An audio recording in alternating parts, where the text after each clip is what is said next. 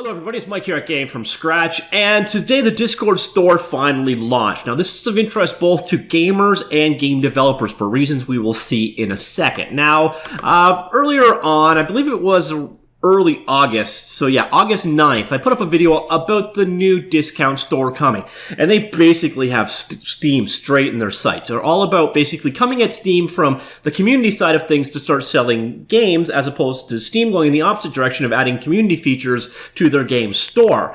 And Discord might actually be able to give Steam a pretty good run for their money here.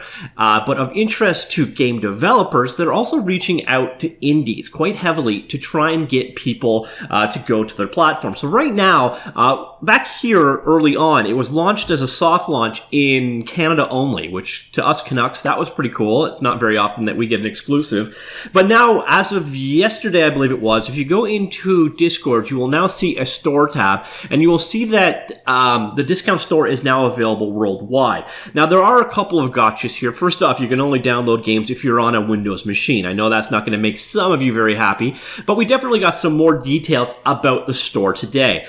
So basically, you've got games in the game store, obviously enough. I'll go back and look at what the collections are, especially in Nitro. Now, Nitro itself is like, they call it the Netflix for games, but we're seeing more and more of this. This is the PSN store, or the Xbox One store, or the EA Origin store. Is basically a collection of games that rotates in and out that you can play as part of your subscription.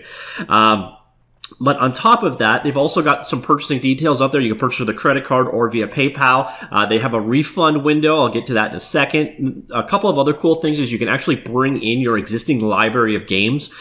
So if you have games already installed from Origin or Steam or whatever, you can bring them right into the Discord client. So that's definitely a nice move there.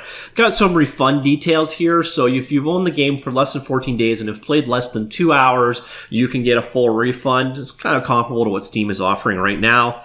They also have an early access program, for better or worse. That means games that are currently under development can be sold before they're actually ready for being sold. And there's DLC. There's region locking, which I don't think is going to make anyone too happy, but there's some pretty sweet stuff going on here.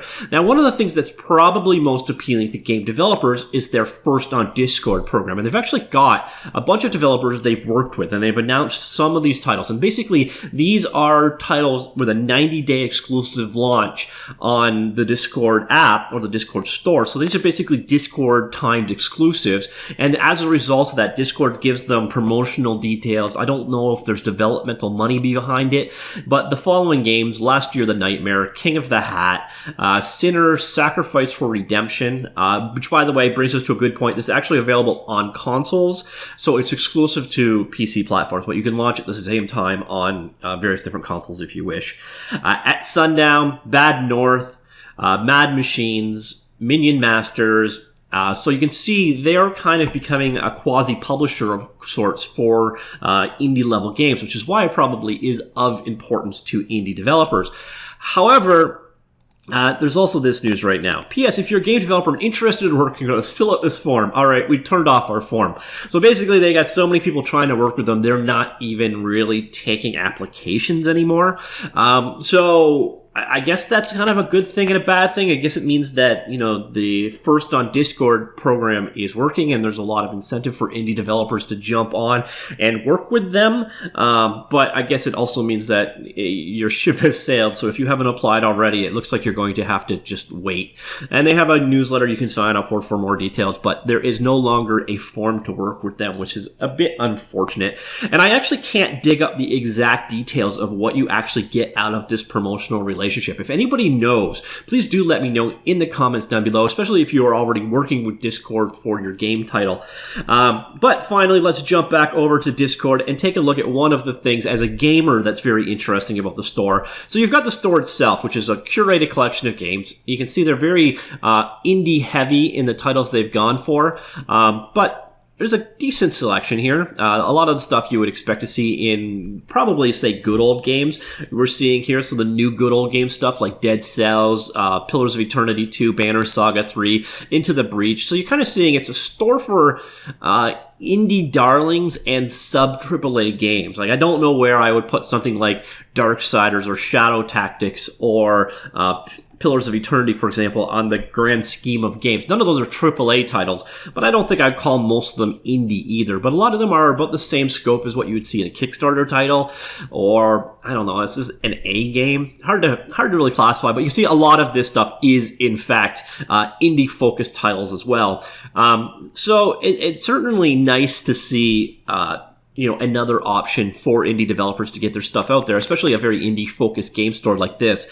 Now, another thing you're noticing as I'm flipping through the store is this Free with Nitro. Well, that is the subscription-based service. So if you have it, Nitro is available in 2 tiers, $4.99 and $9.99. I'm not going to get into the specifics of what those tiers involve, but if you have the proper tier, you can go in here and get these games. You can actually get, I'll go back to the store for a second because we can actually get a list of just the Nitro games. So we go back here, flip here, and these are basically all of the games you get in their Netflix type subscription. Now, these are going to rotate in and out, just like what you see on the Origin store.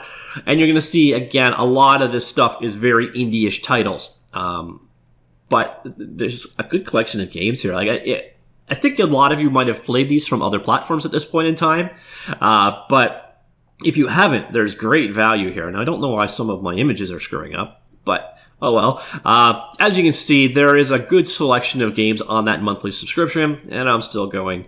But you're seeing things like VVVVV, FTL, Super Meat Boy, again, indie darlings, Trine, but there's also some mixed in bigger budget games as well, like older titles like Brutal Legends or Out of the Park, Metro Last Light. So it's a bit of a mix, but again, it feels a whole lot like Good Old Games decided to do a subscription service, if I'm honest. Now, it's going to be interesting to see exactly how well their tools come in, things like the overlays for doing text chat in any of their games, how well it leverages into the existing Discord ecosystem, and really my end concern here, or my end interest really is if this becomes another place for indie game developers to sell their games, how fast it goes until this becomes complete and utter bloated crap. Because that's my complaint with Steam right now. Steam is very open market. And open market has advantages and disadvantages. One of the major disadvantages is it just became so bloated with garbage, and the curation tools just aren't there for it. So in some ways, what I was talking about earlier here, this whole we closed down our program, well, I'm not sure that that's such a bad thing, so less developers are going to benefit from it. But hopefully that also means that you're only going to see slightly higher quality stuff show up. So it's going to be interesting to see going forward what their policy is for allowing games onto their store, how their partnerships work in general for indie developers, but a viable higher end. So that this feels a whole lot like it goes somewhere between itch.io, which is very, very indie, and then Good Old Games. It's right kind of in between, but with the communications tools or the community tools of Steam all built in there. It'll be interesting to see exactly where this goes. But at the same time, so we have Discord putting their hat into the ring. We have Good Old Games already. We have Steam, love it or hate it. We have Origin. We have PSN. We have Microsoft's equivalent. And then Twitch also is getting into this, or Amazon, or however you want to slice that particular pie up. So it could actually become, store overload going on. But it's nice, again, that Discord allows you to bring in all of your games from other services. So, you don't run into, have to launch X store to go play Y game kind of scenario. So be interesting to see where this one turns out. It'd be interesting to see what ultimately happens with this developer program.